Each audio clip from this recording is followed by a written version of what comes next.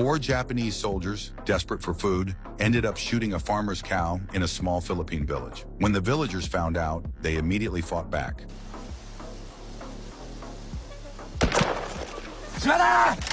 The truth was, Japan had surrendered 4 years earlier, but these soldiers had no idea. Cut off from the outside world, and with Onoda's exceptional survival skills, they refused to believe Japan had lost the war. After 4 long years in the jungle, one young recruit just couldn't take it anymore. He slipped away under the cover of night.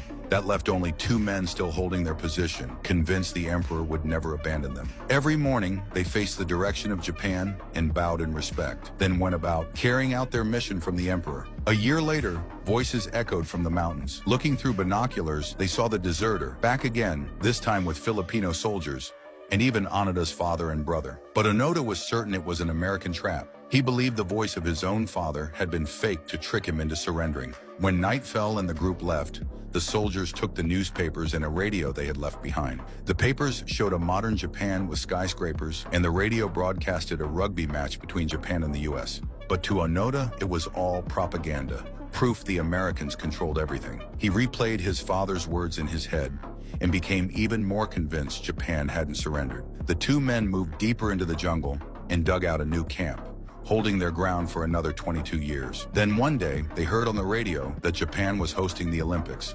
Still, they thought it was an American ploy, but a sudden unfamiliar voice caught their attention. They went to investigate, and instead of soldiers, found a Filipino woman standing there.